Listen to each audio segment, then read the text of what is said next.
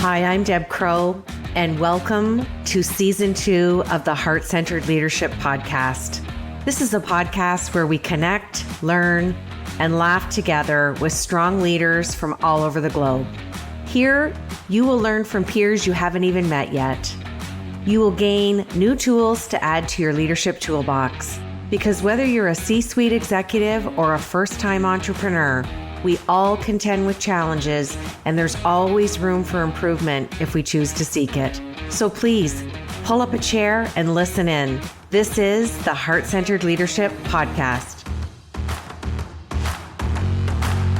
Welcome back to Imperfect, the Heart-Centered Leadership Podcast. You know, I continue each week to tell you over and over again, but it's so important for me to reiterate the amount of amazing, imperfect, beautiful, heart-centered leaders that I'm meeting around the globe. And today I want to introduce you to Candice Gottlieb-Clark. She is a renowned author. She's a business advisor, a coach, and a conflict management specialist, which I'm really excited to talk to her about that. She founded Dynamic Team Solutions, and she helps businesses strengthen their leadership and their teams through enhanced communication, teamwork, leadership, and conflict management. So Candice, welcome to the show.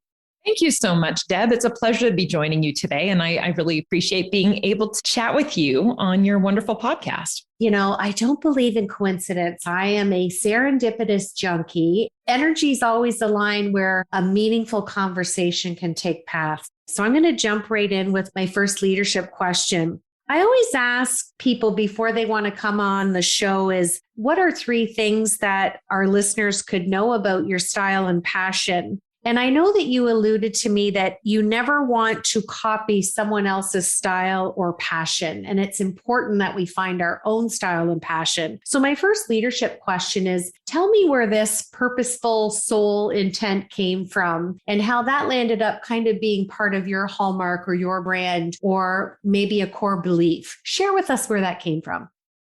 It's almost different. I think I look at it almost in hindsight and saying you need to choose your own passion, because I had a passion that I just started following. And then I noticed other people professionally seem to have a passion that is, not necessarily, it feels like they're just saying, oh, that seems like a really good one. I'm going to go after that.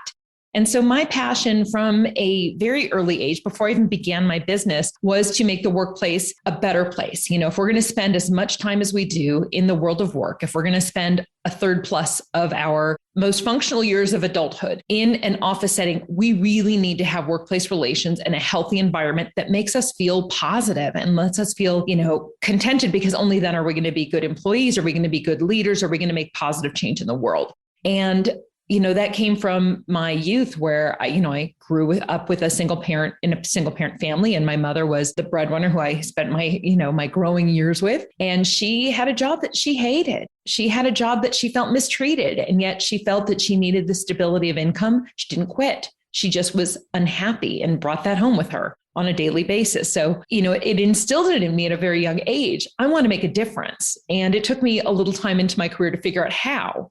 But that was a passion that, was with me for so long. And it's only, as I mentioned, when I talk to other people and I learn that theirs is either based on ideas somebody else had or where somebody else seemed to yield success, that they copied that path. And I think that's not heart-centered. If this is what we're talking about, that's not heart-centered. That is mind-centered, perhaps. Well, and so many good points. We do spend 1/3 of our life in the workplace. And if you're an entrepreneur, it's probably a little bit more than that. You bring up so many good points because the workplace, we are literally on the heels of getting back to. Many employers have done an HR classification now of hybrid, and there's still an expectation to come in. Remote is a new classification. So the workplace looks very different now. But it's interesting how impactful your mom's, willing to provide and having to provide that obligation as a single parent. That's a good example because they don't always have the space to kind of dream and what if we could do something else? And I don't like using the words what if. I think that's kind of the preceptor to get us back into that dream phase that we lose as adults. Mm-hmm. And I love the way you framed it to say, I didn't know what or how, and it took me a bit of time to do it, but you just allowed yourself to keep going until the how unfolded. And then you stepped into it. So beautiful. I love that. Oh, thank you. Okay. My second question is super fun, and it has permanent residency on the show, and it will for every season, because I love asking this question. I love the laughter. I love the facial expressions I see. So the question that everyone gets asked on the show is, share with us what imperfections that Candice brings to her heart-centered leadership. I would say one of the biggest ones, and I struggle with whether or not it's a blessing or a curse, is I'm very judgmental. I'm very decisive. I'm very judgmental. I'm very quick at making an assessment. And yet, while I say that, I tend to be much more that in my own world than I am necessarily with clients and people that I serve, because that's actually almost the antithesis of something that I talk about and preach, if you will. My concept being vindicate, don't villainize. It's something I speak about a lot in the book, in that we're all doing our best. We're all trying to really, with rare exception, the people I've learned through working with, the people I've encountered in my life, we are doing our best. We are all just trying, right? But we don't always hit the nail on the head when we're doing something. We can be blind to problems that we're creating or that we are not addressing. And so while I know I'm judgmental, I look at it more as I'm decisive. I'm fast to make an assessment on something and to know what to do about it. And in that way, it's a little bit of a gift too, but I think it certainly can push people's buttons, because I might be very quick to share a thought or an opinion, even if I'm also quick to admit when I'm wrong. Well, and it's a good balance. And I love it. It's a blessing and a curse. And it can look one way in your personal life with family or extended family or friends, yet you curtail it when you're with clients. But again, passion can have a lot to do with that delivery as well. Very, very interesting. I want to talk about your conflict management work that you're doing within your practice. I think it's such a great space to talk about. My background for the first 21 years of my business was in the medical sector, and I spent a lot of time doing expert testimony in court. So being prepped by plaintiff counsel to handle the onset of questions from defense counsel. And I really felt that it honed my ability for conflict resolution. And I would love to hear how you've integrated conflict management into your practice. And has it taken a different, I don't even know how to ask you this. Has it taken a different slant or approach, or have you had to use more soft skills given the unprecedented times we've all been navigating the last 2 years? Well, it's almost different than you pose it. As I mentioned, my passion was to make the workplace better. I didn't have a clear direction as to how to get there. I thought, I'll graduate with a degree in psychology, and then I'll go and get a business degree and I'll be a psychologist for businesses. That was the idea I'd entertained. And then there's not really a clear path to making that happen, right? So you just go about finding other things that bring you joy or seem like they're a good fit for your skill set. When I became familiar with the world of mediation, that was actually where all of this started to happen. So where I built my consultancy, my initial introduction to this world and this opportunity to create change came from getting trained as a mediator, which I did in the year 2000. And so it's been 22 years. And when I did that, it was just, a blink of an eye before I started looking at how can I bring this to businesses. And so the initial function of my consulting practice was specifically on conflict resolution. So it wasn't really that it grew into that. It was more that everything else grew out of the conflict resolution, where clients would realize that I had insights and ideas that could be supportive to them in more places. And then I had creativity on how to build things that allowed me to work with them and create very specialized projects around their needs. But with the current climate and how things have changed, what I've really noticed isn't so much that it requires any different skills from a mediator. It's more that there's more demand for it.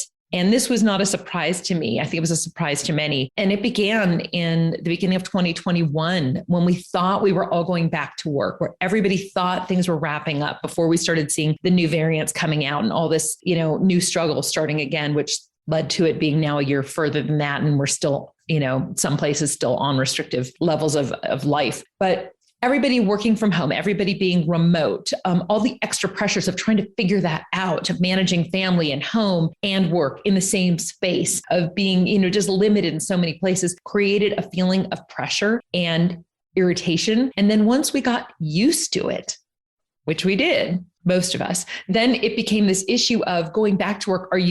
People have this mindset of, are you kidding me? I have to go back I have to work with this jerk, with this pain in the butt, with this troublemaker, with whatever they might perceive. And so they suddenly were just laying down the gauntlet to their HR teams, their leaders, saying, I'm not working with that person. And so the need for conflict resolution and mediation became much more heightened as people started looking at coming back. And that was predominantly in the beginning of 2021, because a whole year and a few months now later, a lot of businesses, as you described, have given into the idea that we're going to just have to be hybrid, that we can't make everybody go back to this is business as usual, because I think they felt that push from their employees. I think that is largely what led to the Great Resignation. It wasn't the idea that, the work itself is unsatisfying. It's the teams and the people I'm working with are not acceptable to me anymore. And I'm not going to come back to the workplace. I'm not going to re-engage in that same way. I do agree. I think it had some place for the Great Resignation boom, but I think it was always there. It just wasn't in the forefront and as noticed as much. And I know in the tech sector, I'm seeing a lot of companies there is no return to work plan. It's very interesting. That could be a whole other conversation we could have on. Yeah, it worries me. I mean, I definitely think that returning to work on some level is essential to business's survival, because the core of any business is the collaborative nature that allows for innovation. Wasn't innovation the buzzword of like the last decade? And now suddenly we don't care that people aren't working with each other. How is there going to be innovation if you don't have people bouncing ideas off of each other in real time, where the idea came to them and then they sparked with another individual? It doesn't happen when you're remote, because you're going to just take care of your own to-do list. You're not going to engage with others, because that'll take you off path from where you're going. That water cooler talk is some of the best conversations and solutions, and maybe conflict management too. Yeah, it allows people to work things through and feel validated and connected. It supports community at a company. Absolutely. It's fun times for sure. Okay, my last question is, they all say we have a book inside of us, and you have just written your first. And I'd love for you to share with us, where did the passion come for the book, and why was this the right time? Share with us the title, the process, give us insight. And, there's many countries listening to the podcast, and you might spark an interest or someone's passion who is writing. So share a little bit about how the book came to fruition, and congratulations, by the way.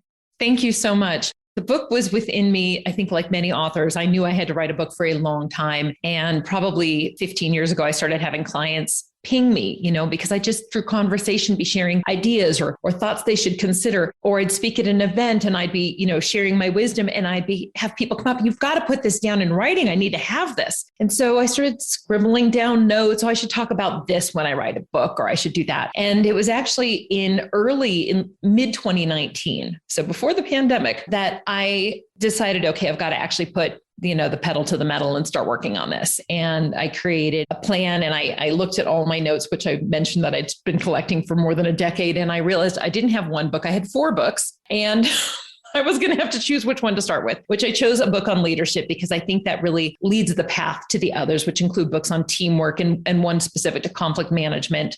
There's just a lot that I wanted to be able to impart to the world. And I felt limited in just the one-on-one. So I had this desire to, make the difference in the world that is part of my passion. Let's make the workplace a better place. And there's no better place to start with that than having leaders that are really capable and strong. And going back to the point I made of the vindicate, not villainize, that's something I bring up in the book a lot, and tell you the title. The title of the book is Find, Fix, Fill Your Leadership Gap, What You Need to Know and No One Is Telling You. And with my work, and I'll do a quick visual of the book. So if anyone wants to look for it on Amazon, that's where we're selling it. But the idea really was that leaders that I'd come across over, every business I'd ever worked in were always really open to learning what they needed to do differently, but they didn't know what questions to ask. They didn't even recognize they were making mistakes. And something I learned very early on that I think is a good tool for other consultants to even consider saying, when I would work with a leader who was bringing me in for issues with maybe one other leader, or maybe it was with a full team, or maybe it was a conflict going on between a few individuals that were valuable to the company.